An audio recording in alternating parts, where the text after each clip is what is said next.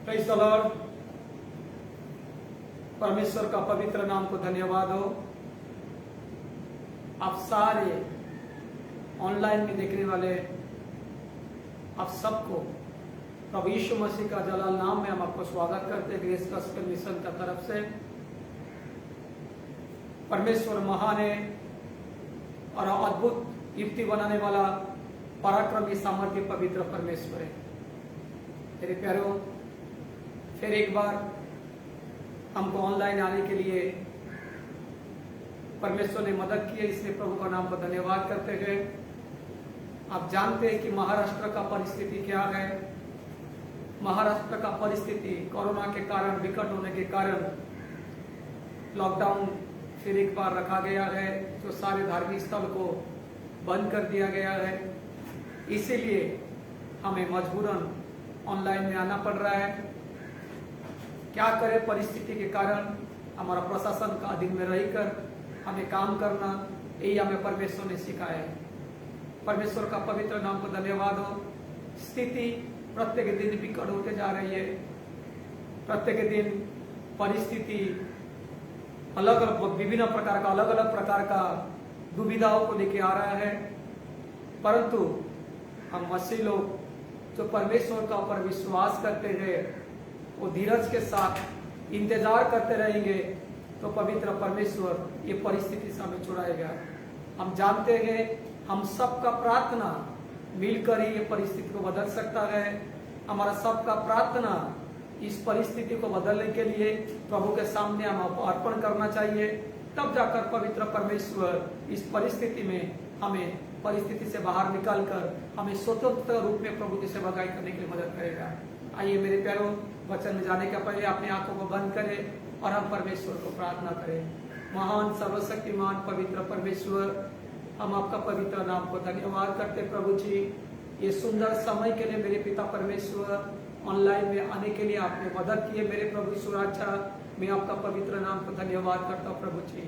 परमेश्वर पिता, कोई नहीं सोचा था मेरे प्रभु जी इस प्रकार का परिस्थिति हमारे जीवन में आएगा, परंतु ये परिस्थिति अचानक आके पड़ा है मेरे प्रभु यीशु मसीह, और ये परिस्थिति से छुड़ाने वाला आप ही मेरे पिता, क्योंकि तीनों लोग का अधिकार रखने वाला आप ही मेरे प्रभु जी। आप ही राजाओं का राजा है, प्रभुओं का प्रभु है। आप ही मेरे पिता परमेश्वर, अल्फा और ओमेगा, आदि और अंत है मेरे प्रभु जी। आप ही मार्ग है, आप ही सत्य है, आप ही जीवन है मेरे पवित्र पिता परमेश्वर। मैं धन्यवाद करता हूँ आपका पवित्र नाम को परमेश्वर पिता। सारे देखने वालों को प्रभु जी आप आज इस वचन के द्वारा आशीषित कीजिए मेरे पिता परमेश्वर। प्रभु यीशु मसीह उनके अंदर प्रभु जी एक दृढ़ विश्वास को उत्पन्न करने दीजिए मेरे पवित्र पिता परमेश्वर। मैं आपसे यही प्रार्थना करता प्रभु जी। पवित्र पिता परमेश्वर, मुझे भी सहायता कीजिए प्रभु जी, कोई रुकावट न होने के लिए मेरे पिता शांति के साथ प्रभु लॉकडाउन को पूरा करने, वचन को पूरा करने के लिए आप मदद कीजिए पिता। इस लॉकडाउन की परिस्थिति में सब लोग अपने अपने घर पे मेरे प्रभु, जो जहां भी है प्रभु, वहीं पर से आप उनको आशीष देने के लिए मैं प्रार्थना करता बेटा। मैं धन्यवाद, स्तुति, महिमा करता, प्रार्थना को सुने यीशु मसीह के नाम से प्रार्थना कर मांगते पिता, आमीन। धन्यवाद पवित्र परमेश्वर का नाम को। जैसा मैंने कहा है मेरे प्यारों, ये परिस्थिति किसी को पता नहीं था, ये ऐसा अचानक परिस्थिति आके पहुंचा है। अगर साल भर का पहले हम देखेंगे, पूरा मार्च से मार्च 1 साल हो चुका है, हम इस परिस्थिति में गुजर रहे। अगर 1 साल पहले हमें आके कोई पूछता था, अगर कोई बताता था कि देखो आने वाला समय कुछ भयानक समय आएगा, हम शायद कोई विश्वास नहीं करते थे। उस व्यक्ति को हम सोचते थे कि ये व्यक्ति अपने दिमाग में कुछ बात, अपने सोच में कुछ बातें कर रहा है, परंतु मेरे प्यारों अचानक आकर परिस्थिति पड़ा और सब कुछ अलग हो गया मेरे प्यारों। ये पैंडेमिक का समय में सब कुछ अलग हो गया मेरे प्यारों।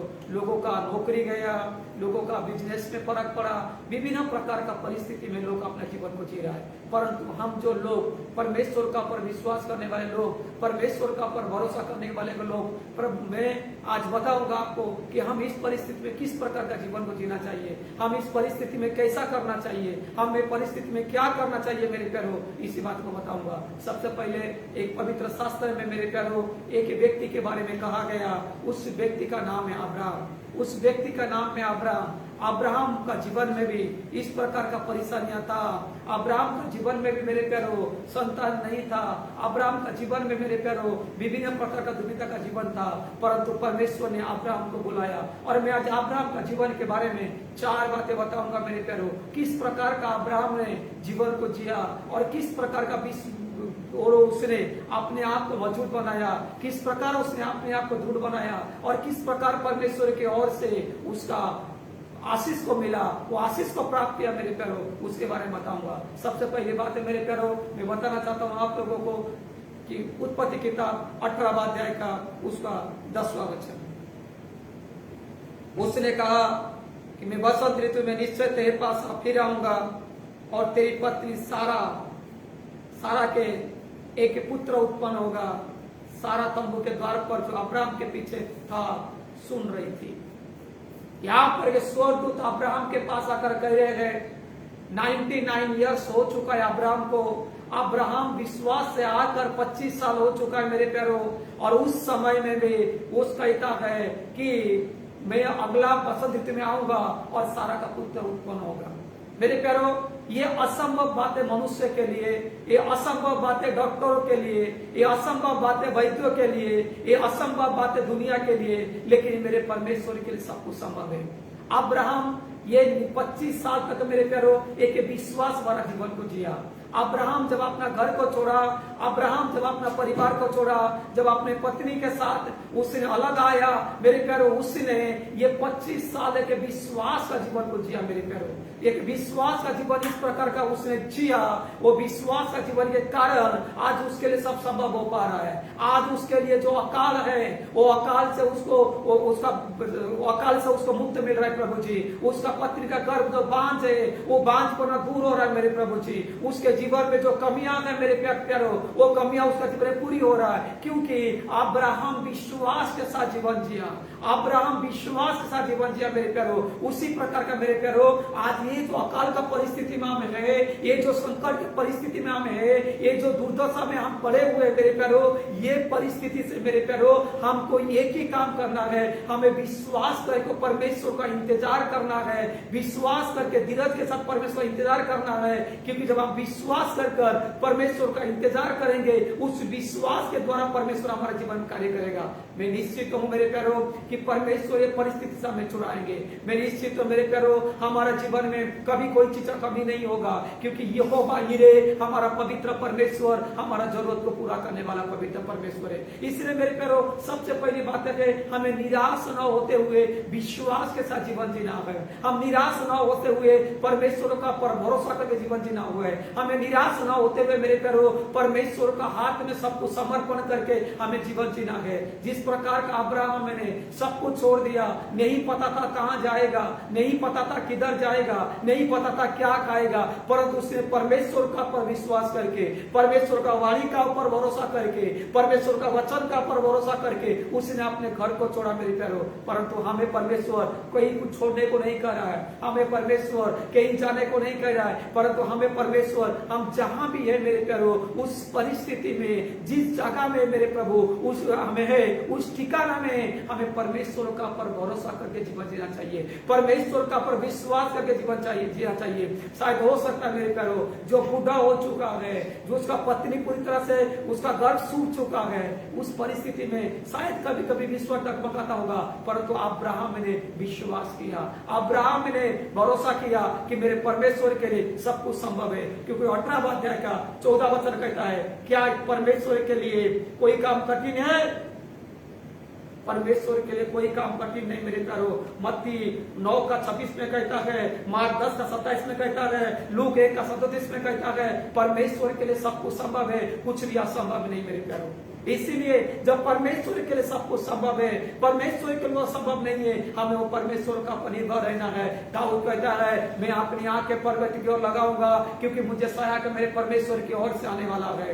दाऊद जब जब विपत्ति में पड़ा, दाऊद जब जब संकट में आया, दाऊद जब भी शत्रु के सामने सेनाओं के बीच में घिरा गया, उसने कुछ नहीं किया, उसने परमेश्वर का पर विश्वास करके परमेश्वर के पास जाकर प्रार्थना किया, और उसके प्रार्थना के द्वारा दाऊद हर एक युद्ध में विजय पाया मेरे प्यारो, उसी प्रकार अब्राहम भी 100 साल की उम्र में संतान को एक जन्म दे पाया मेरे प्यारो, उसके पत्नी संतान को जन्म दे पाई। और अब्राहम को जो परमेश्वर ने प्रतिज्ञा किए थे बारिश देगा, उस प्रतिज्ञा पूरा हो पा रहा है। वो इसीलिए क्योंकि अब्राहम ने विश्वास के साथ जीवन जिया।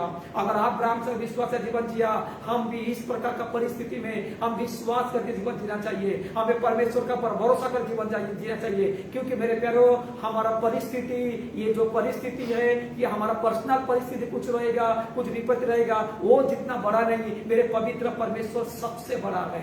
हमारा पवित्र परमेश्वर सबसे महान है और वो पवित्र परमेश्वर हमें छुड़ाएगा। अब्राहम का एक गुण अच्छा था मेरे प्यारो, वो विश्वास का जीवन जीता था, वो विश्वास का जीवन जीता था मेरे प्यारो। और इस परिस्थिति में हमें भी विश्वास का जीवन जीना है। उत्पत्ति किताब 12 अध्याय का 2 वचन में कहता है मेरे प्यारो, हम जानते हैं, उसके वचन को हम जानते हैं। मैं आपके सामने पढ़ाना चाहता हूं वही उत्पत्ति किताब 12 अध्याय 2 वचन में, और मैं तुझसे एक बड़ी जाति बनाऊंगा और तुझे आशीष दूंगा और तेरा नाम महान करूंगा और तू आशीष का मूल होगा।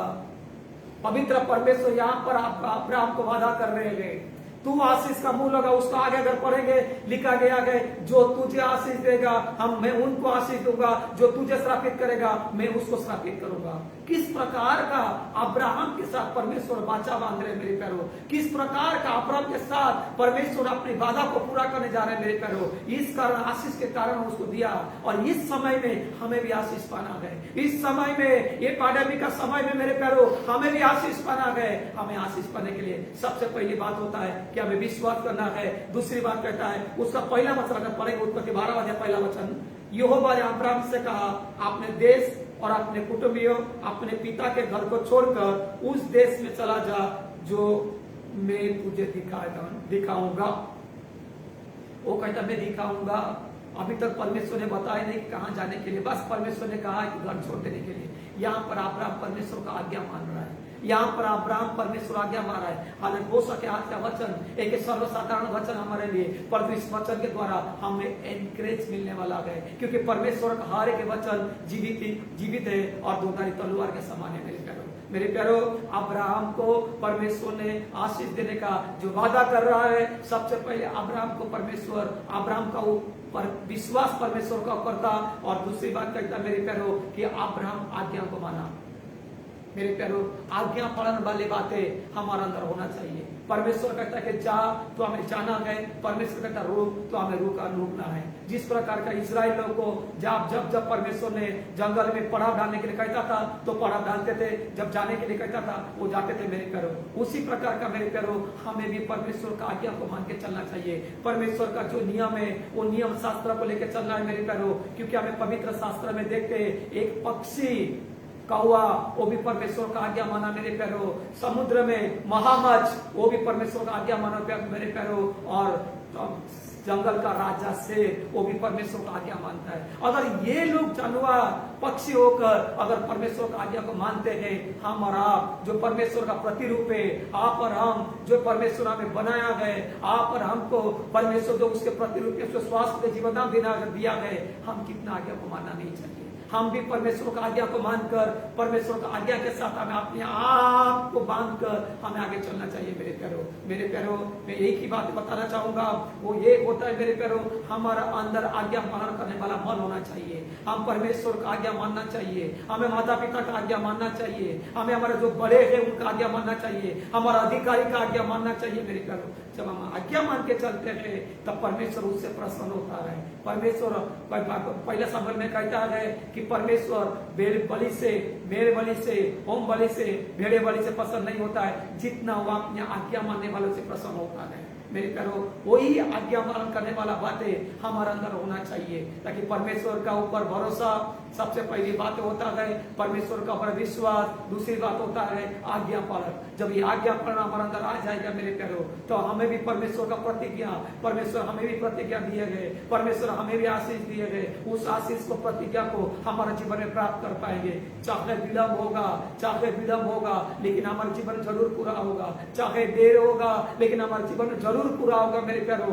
इस बातों को लेकर, इस भरोसा को लेकर, इस विश्वास को लेकर जब हम आगे बढ़ते गए, पवित्र परमेश्वर उसमें हमें आशीष देता मेरे प्यारो। सबसे पहली बात अब्राहम विश्वास में था, दूसरी बात अब्राहम का आज्ञा पालन था, तीसरी बात हम देखेंगे वही उत्पत्ति किताब उसका 22वां अध्याय का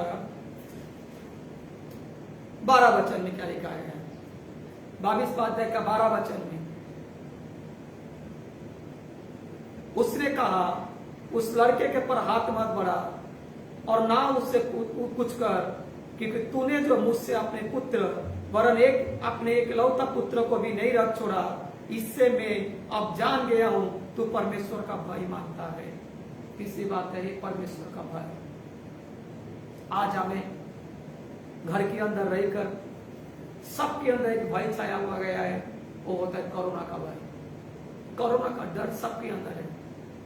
हम शायद डर का जीवन जी रहे मेरे प्यारो, लेकिन हमारा डर किसके अंदर होना चाहिए? हमारा भय, हमारा डर परमेश्वर के लिए होना चाहिए। अब्राहम संतान को जन्म देता है, संतान उसका थोड़ा बड़ा हो जाने के बाद परमेश्वर उसको कह रहे हैं, हे अब्राहम तू तेरा बेटे को बलि चढ़ा। कितना दुख भरी बातें, कितना कष्ट भरी बातें, कितना वेदना भरी बातें, हृदय को तोड़ देने वाला बातें मेरे प्यारो। परमेश्वर जब अब्राहम को कह रहे थे तू जाके अपने बेटे को बलि चढ़ा, अब्राहम जान लिया ये परमेश्वर की ओर से वाणी है मेरे प्यारो। कितना दुख के साथ, वेदना के साथ अपने पत्नी को कुछ भी ना कहते हुए, क्योंकि अगर वो अपने पत्नी से कहता शायद है कि माँ है, माँ का हृदय का अलग प्रकार का है, माँ जाने नहीं देती थी, इसलिए किसको नहीं कहकर बलिदान चढ़ाने के लिए, बलि के लिए सारे लकड़ी सब कुछ लेकर अपने नौकर को लेकर चलने लगा वो बलि चढ़ाने के लिए मेरे प्यारो। और हम जानते हैं कि जब वो बलि चढ़ाने को गया, रास्ते में अपने नौकर को रुका दिया कि तुम वहीं पर रुको, मैं और हम बेटा जाकर बलि चढ़ा के आएंगे मेरे प्यारो। जब वो बलि पर उसका बेटा पूछ रहा है, उसका बेटा उसको पूछ रहा है, पिताजी बलि के लिए सारे सामान हमारे पास है, लेकिन बलि का बकरा कहां पर है? तब अब्राहम कहता है परमेश्वर स्वयं इंतजाम करेगा, क्योंकि वो यहोवा हीरे पवित्र परमेश्वर है।